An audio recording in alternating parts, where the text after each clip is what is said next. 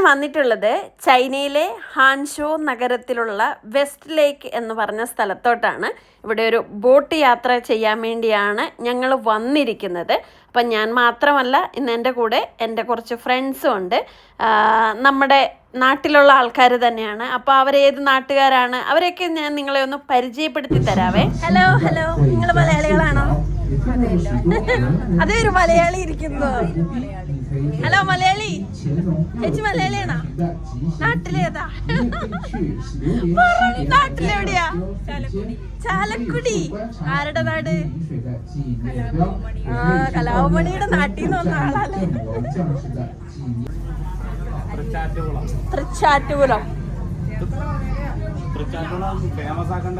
അതെ, തൃച്ചാറ്റുകുളം. അങ്ങനെ തൃച്ചാറ്റുകുളം, കുമ്പളം, ചാലക്കുടി എന്നീ സ്ഥലങ്ങളിലുള്ള ആൾക്കാരും ഒപ്പം ഞങ്ങളൊരു യാത്ര പോവുകയാണ്. യാത്ര പോകുന്നതിന് മുന്നേ ഞങ്ങളൊരു ബുദ്ധിസ്റ്റിൻ്റെ റെസ്റ്റോറൻറ്റിൽ കയറി. കാരണം എന്ന് വെച്ചാൽ ഞങ്ങളുടെ കൂട്ടത്തിലുണ്ടായിരുന്ന ഒരാൾ വെജിറ്റേറിയൻ ആയിരുന്നു. കാരണം ചൈനയിൽ വെജിറ്റേറിയൻ ഫുഡ് കിട്ടുക എന്ന് പറഞ്ഞാൽ വളരെ ബുദ്ധിമുട്ടായിട്ടുള്ളൊരു കാര്യമാണ്. പക്ഷേ ഞങ്ങൾ താമസിക്കുന്ന സ്ഥലത്ത് ഒരേ ഒരു റെസ്റ്റോറൻ്റ് ഉണ്ട് ഇതുപോലെ വെജിറ്റേറിയൻ ഫുഡ് കിട്ടുന്ന. ആ റെസ്റ്റോറൻറ്റിലാണ് ഇന്ന് ഞങ്ങൾ വന്നിട്ടുള്ളത്. എങ്ങനെയുണ്ട്? ടേസ്റ്റി ആണോ? ടേസ്റ്റി ആണോ? നിങ്ങളിവിടെ വരാറുണ്ടോ കഴിക്കാൻ? ബുദ്ധ റെസ്റ്റോറൻ്റ് അല്ല, ഞങ്ങളിന്ന് ഒരു ബുദ്ധ റെസ്റ്റോറൻറ്റിലാണ് വന്നിട്ടുള്ളത്. ഇവിടുത്തെ എല്ലാം വെജിറ്റേറിയൻ ഐറ്റംസ് ആണ്. ചൈനയിൽ ആകെ ഈ ഏരിയയിൽ ഒറ്റ വെജിറ്റേറിയൻ റെസ്റ്റോറൻറ്റേ ഉള്ളൂ.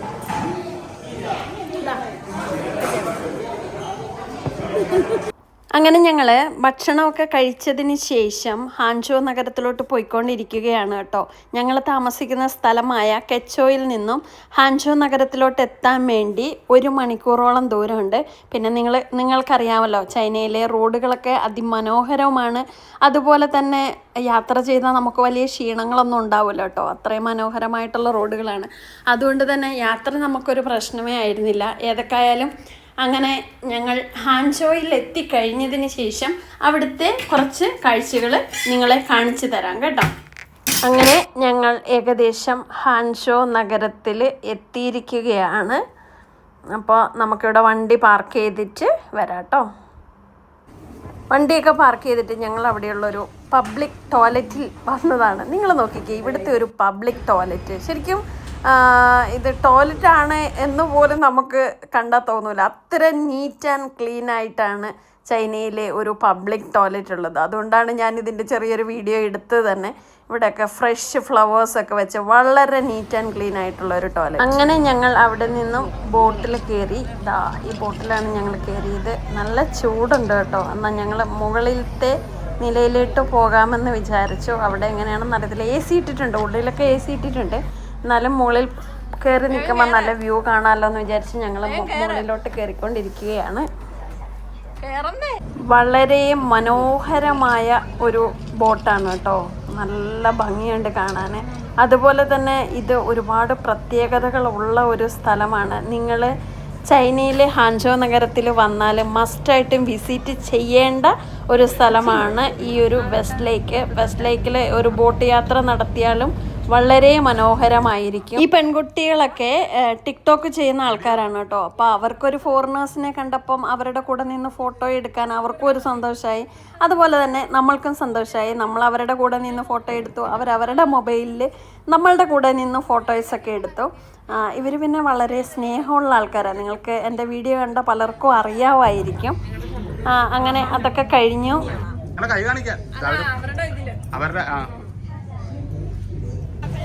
അങ്ങനെ മുകളിലത്തെ നിലയിൽ നല്ല ചൂടായതുകൊണ്ട് വീണ്ടും ഞാൻ താഴെ വന്നു കേട്ടോ. അവിടെ ഒരു പറ്റം ചൈനീസ് പെൺകുട്ടികൾ ഇങ്ങനെ വീഡിയോസൊക്കെ എടുക്കുന്നുണ്ടായിരുന്നു. അപ്പോൾ ഏതൊക്കെയായാലും ഞാനും അവരുടെ കൂടെ പോയി നിന്ന് വീഡിയോസും ഫോട്ടോസും ഒക്കെ എടുത്തു. ഇവർ നിങ്ങൾ കണ്ടില്ലേ, എത്ര ഫ്രണ്ട്ലി ആയിട്ടാണ് അവർ നമ്മളോട് പെരുമാറുന്നതെന്ന് നിങ്ങൾ കണ്ടോ? അവർക്ക് നമ്മളോടൊക്കെ നല്ല സ്നേഹം കേട്ടോ. ചൈനക്കാർക്ക് നമ്മളോട് നല്ല രീതിയിലാണ് ഇവർ പെരുമാറുന്നതും എല്ലാം ചെയ്യുന്നത്. പിള്ളേർക്കൊക്കെ എന്നെ കണ്ടിട്ട് എന്തോ പേടിയായെന്ന് തോന്നുന്നു. കാരണം എൻ്റെ രൂപം കണ്ടിട്ടായിരിക്കും. ചില പിള്ളേരൊന്നും എൻ്റെ കൂടെ വന്നില്ല. പക്ഷെ ഈ മോളെ എൻ്റെ കൂടെ വന്നു. നല്ല ഫ്രണ്ട്ലി ആയിരുന്നു. ആ കുട്ടിയുടെ അമ്മയാണ് കേട്ടോ. തൊട്ടടുത്ത് നിൽക്കുന്ന ആ പുള്ളിക്കാരത്തി അവർ ഫോട്ടോഷൂട്ടൊക്കെ ചെയ്യാൻ വേണ്ടി വന്നിരുന്ന ആൾക്കാരാണ്. ഈ ഒരു വെസ്റ്റ് ലേക്കിൻ്റെ ചുറ്റും തേയിലത്തോട്ടങ്ങളൊക്കെ ഉണ്ട്. ഒരുപാട് കാഴ്ചകളുണ്ട്, ഒരുപാട് വെറൈറ്റി ഫുഡുകളുണ്ട്. അങ്ങനെ ഒരുപാട് കാഴ്ചകൾ കാണാൻ പറ്റും നിങ്ങൾക്ക് ഈ ഒരു വെസ്റ്റ് ലേക്കിൽ വരുവാണെങ്കിൽ. പ്രകൃതി രമണീയമായ വളരെ സുന്ദരമായ ഒരു സ്ഥലമാണ് ഇവിടെ. വൈകുന്നേരം 7 മണിയൊക്കെ ആകുമ്പോഴത്തേനും ഒരുപാട് ആൾക്കാരുടെ കൂട്ടമായിരിക്കും കേട്ടോ ഇവിടെ. എന്തായാലും ഞാൻ അവിടുത്തെ പുറത്തെ കുറച്ച് കാഴ്ചകളൊക്കെ കൂടെ നിങ്ങൾക്ക് ഇതിൽ ഉൾപ്പെടുത്തുന്നതായിരിക്കും. ഈ ഒരു തടാകം 2000 വർഷത്തിലേറെ പഴക്കമുള്ള ഒരു തടാകമാണ്. ഈ ബോട്ട് യാത്ര നടത്തുമ്പോൾ ഇവർ 10 പ്രധാനപ്പെട്ട സ്ഥലങ്ങൾ നമുക്ക് പരിചയപ്പെടുത്തി തരും. ചൈനീസിലാണ് ഇവരിതിനെക്കുറിച്ച് പറയുന്നതൊക്കെ, അതുകൊണ്ട് നമുക്ക് കാര്യമായിട്ട് മനസ്സിലാകുകയൊന്നുമില്ല.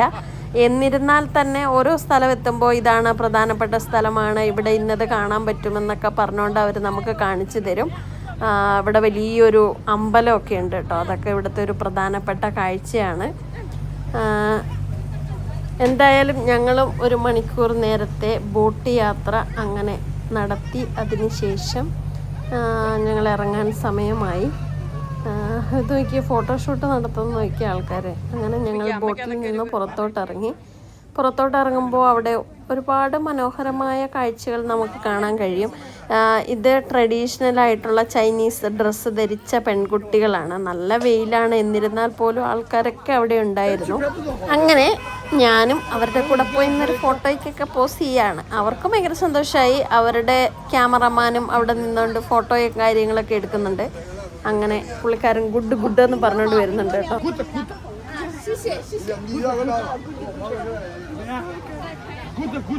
ഗുഡ് ചേട്ടാ പറയാ ഗുഡ് കാഴ്ച ഗുഡ്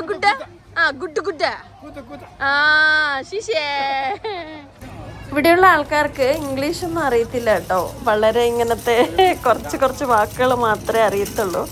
ലേക്കിൽ ഞങ്ങൾ അധികം നേരം നടന്നില്ല, കാരണം ഭയങ്കര ചൂടായിരുന്നു കേട്ടോ. തൊട്ടടുത്ത് തന്നെ ഇതുപോലെ ഒരു എല്ലാ ബ്രാൻഡുകളും ഉള്ള ഒരു സ്ഥലമാണ് ഈ ഒരു വെസ്റ്റ് ലേക്കിൻ്റെ ഏരിയ. എല്ലാ തരത്തിലുള്ള ബ്രാൻഡുകളും ഉണ്ട് കേട്ടോ. ബ്രാൻഡഡ് സാധനങ്ങൾ മാത്രം മേടിക്കുന്ന ആൾക്കാർക്ക് വന്നാൽ അടിപൊളിയായിരിക്കും. നിങ്ങൾക്ക് എല്ലാ ബ്രാൻഡുകളും ഇവിടെ ലഭ്യമാണ്.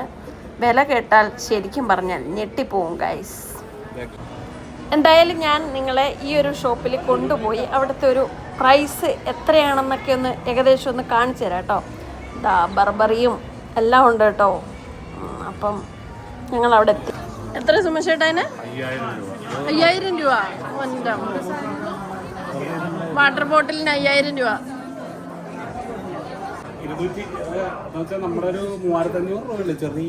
പേഴ്സ് അല്ലേ, സാധാരണ ഒരു പേഴ്സ്.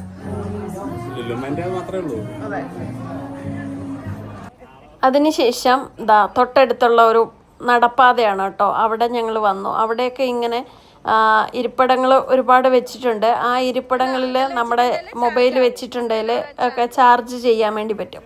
അപ്പോൾ ചുരിദാറിട്ട ചേച്ചിയൊക്കെ നാട്ടിൽ നിന്ന് ആദ്യമായിട്ട് വന്ന, അപ്പോൾ അവർക്ക് ഇതൊക്കെ ഒന്ന് കാണിച്ചു കൊടുക്കാന്നുള്ള ഇതിൽ ഞങ്ങളതൊക്കെ ഒന്ന് കാണിച്ചു കൊടുത്തിരിക്കുകയാണ്. ഇതാണ് ഒരു നടപ്പാത, അവിടെയുള്ള ഇരിപ്പിടമാണിത്. ഈ ഇരിപ്പിടത്തിൽ എല്ലായിടത്തും മൊബൈൽ ചാർജ് ചെയ്യാനുള്ള ഒരു സൗകര്യമുണ്ട്. എന്താലേ.